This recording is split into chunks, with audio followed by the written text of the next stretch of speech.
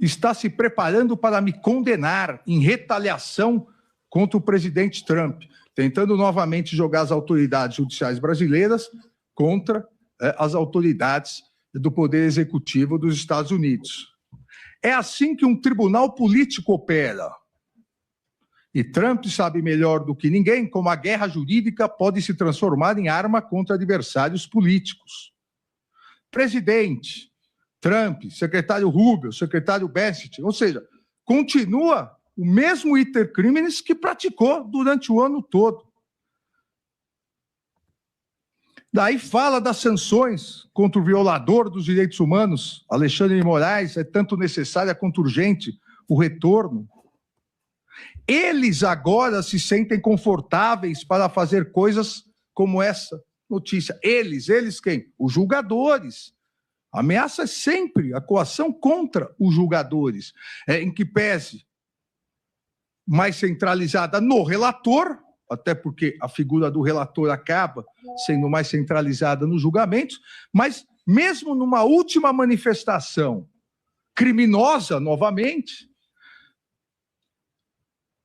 cita a coação a todos os julgadores. Considere a ousadia de suas acusações. E aí veio a condenação, irmãos, e... Processo penal não é palhaçada. A aplicação da justiça não é palhaçada. As normas existem para garantir o contraditório, a ampla defesa, dentro da paridade de armas, não para que fraudes e crimes praticados para outros crimes continuem se perpetuando. Então, não pode, como a primeira turma, por unanimidade, decidiu, não pode o réu, qualquer que seja o réu, não pode alegar e se beneficiar da própria torpeza. Principalmente, e aqui vem a segunda questão, ministra Carmen, ministro Zanin, principalmente quando o réu tem total conhecimento da acusação. E aí vem a condenação, foi por unanimidade, né?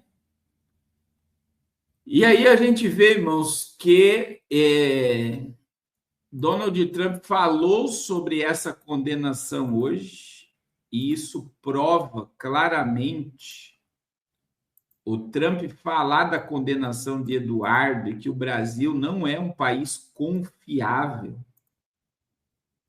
E ele falar sobre fraude de eleição, ele falou isso hoje, né? No seu discurso, quando foi perguntado pelo Brasil, eu digo assim, o Donald Trump demonstrou na fala dele que ele está muito ciente de tudo que está acontecendo no Brasil. Ou vocês acham que não? O Donald Trump falou que o Brasil não é um país confiável e falou sobre a condenação do Eduardo, né?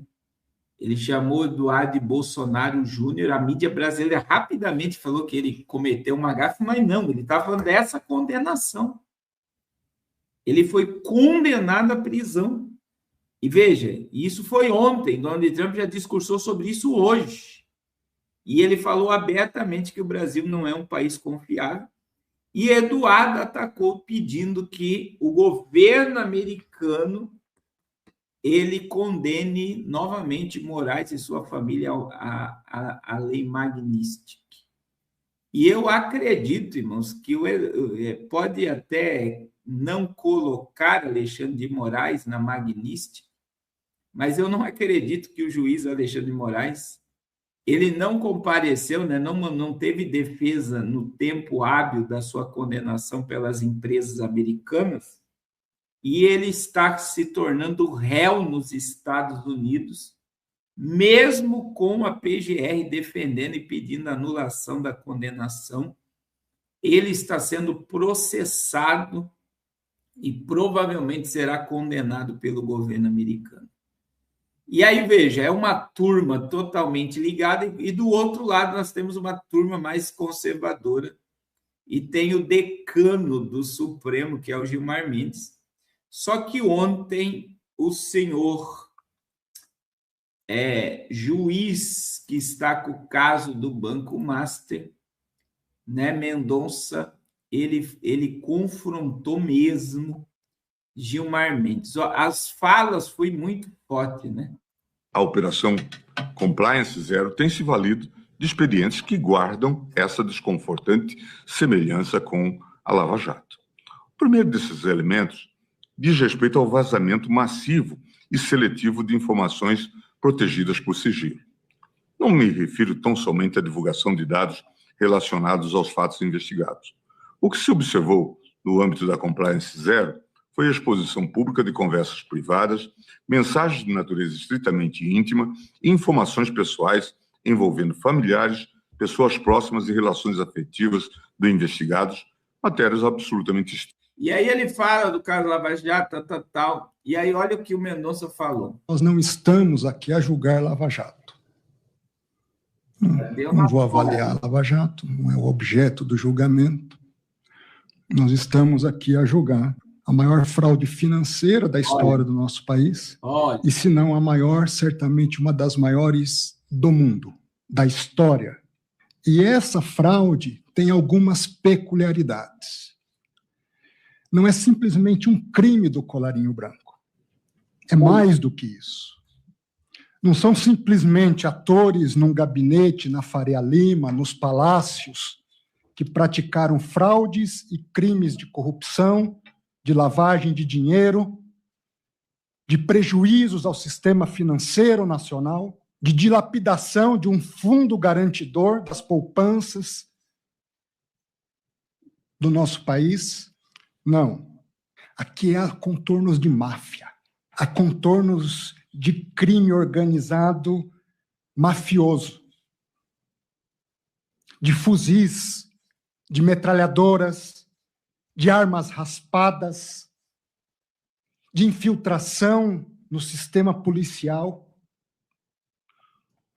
Por isso eu quero, de antemão, agradecer por esse julgamento presencial, que me permite pôr às claras algumas coisas que não estão tão claras, quiçá questões até ocultas.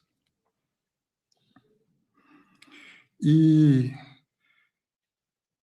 é interessante porque eu me recordo de uma conversa, ministro Gilmar, com Vossa Excelência, assim que, para ser indicado para o Supremo. Vossa Excelência pontuou que para ser ministro do Supremo é preciso ter coragem. E me lembro do que lhe respondi à ocasião. Não tenho medo da morte, quanto mais de ser ministro de um tribunal. Não tenho medo de combater o crime aplicando a lei. Não tenho medo de absolver quem é inocente. Não ajo por pressões de mídia e nem busco a mídia. Aliás, a mídia às vezes me critica porque, de certa forma, eu não sou tão acessível. Não tenho grupos de mídia, não dou entrevistas, não busco ser estrela. Nós não estamos aqui a julgar Lava Jato. Então, ele acabou... E outra, ele falou, né, que o Gilmar quis confrontar ele. O pastor Silas Malafaia fez um vídeo.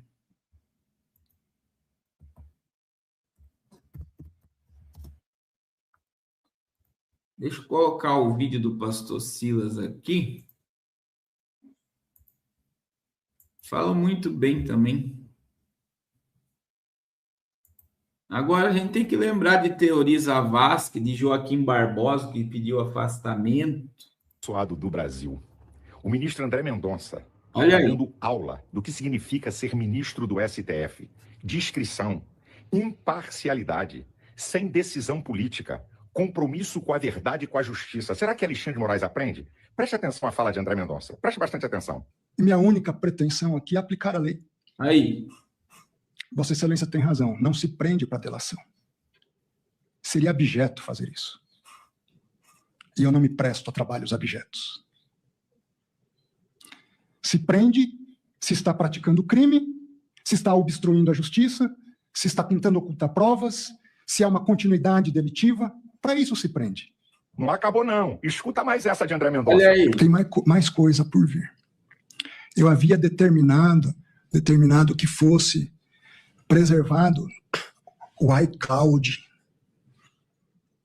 do sicário.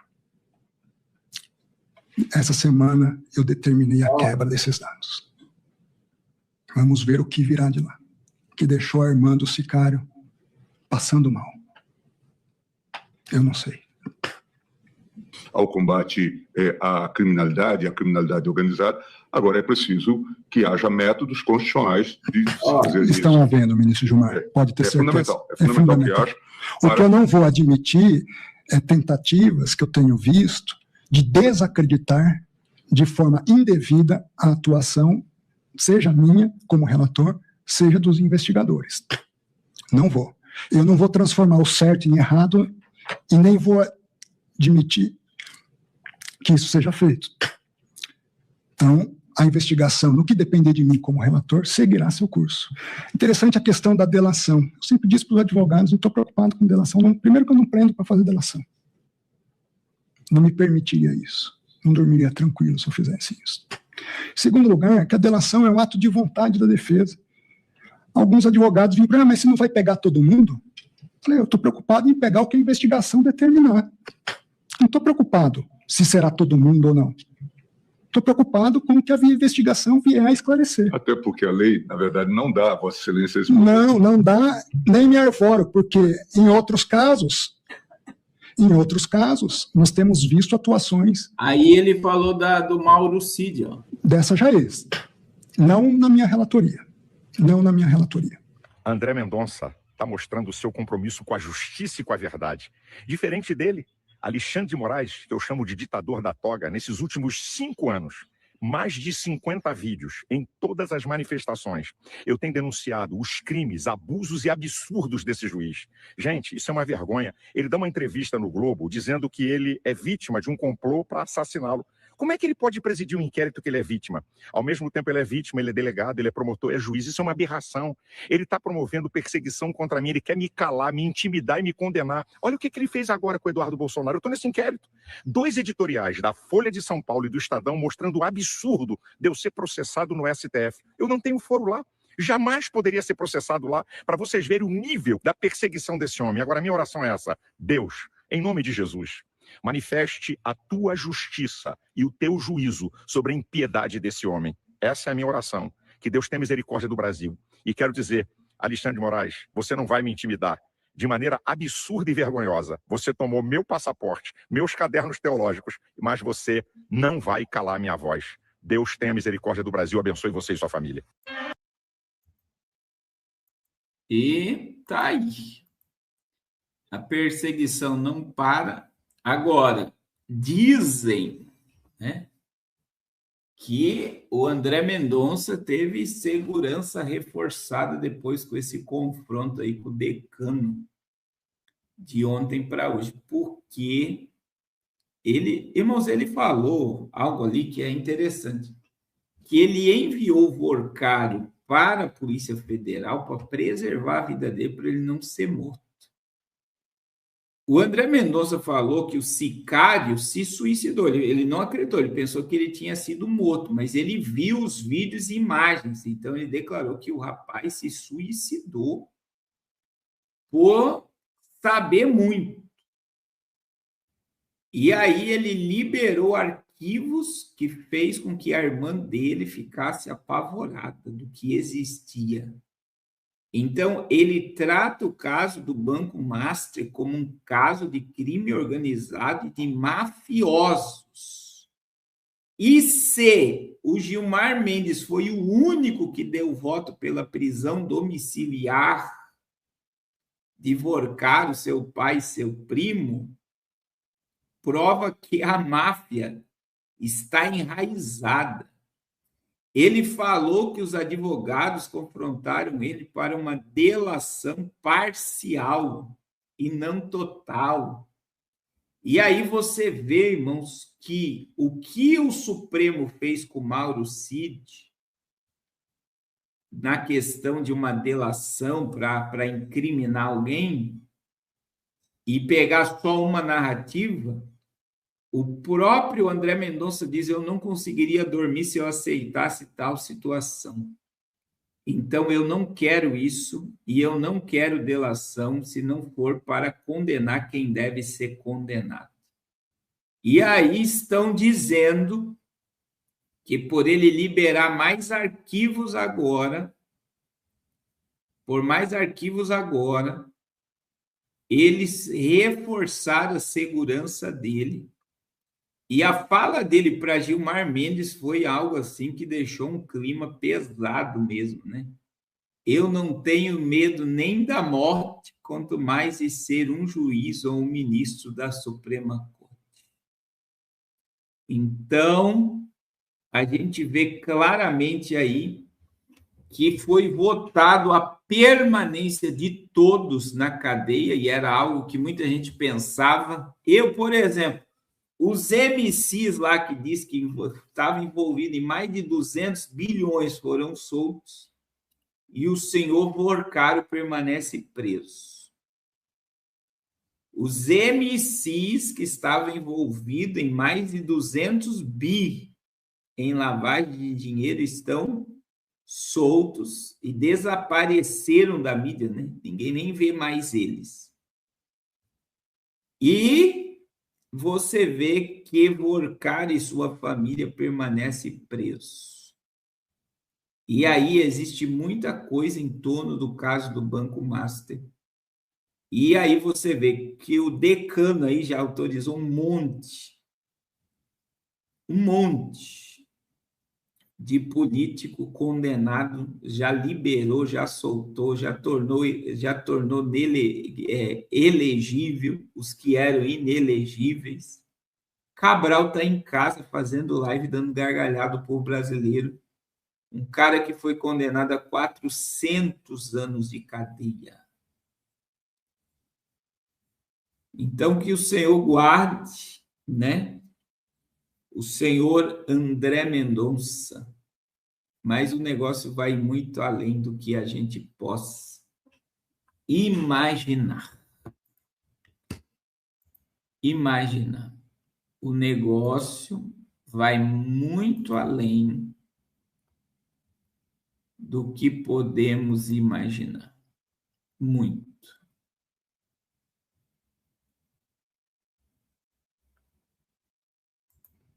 Muito. Além do que podemos imaginar. Meus irmãos, Deus abençoe a todos. Eu comecei a live dizendo que eu estava com muito sono, eu estou muito cansado. Eu não estava, irmãos, até segunda-feira, quando eu comecei a retornar para casa. Mas, obrigado, irmã Jerusa, pela sua ajuda. A gente está numa jornada muito grande. Nós estamos pedindo ajuda, irmãos, de 200 pessoas para comprar o carro do pastor Aminadeb no Amazonas. E não deixe de abençoar o projeto Arrependa-se. Amém? Amanhã nós temos culto no Zoom, amanhã nós temos live ao vivo, às 21 horas. E eu creio que amanhã eu já vou estar melhor em nome de Jesus. Pai, muito obrigado por mais essa live, esse momento com o teu povo. Eu quero pedir uma noite de sono abençoada, uma quinta-feira abençoada em tua presença.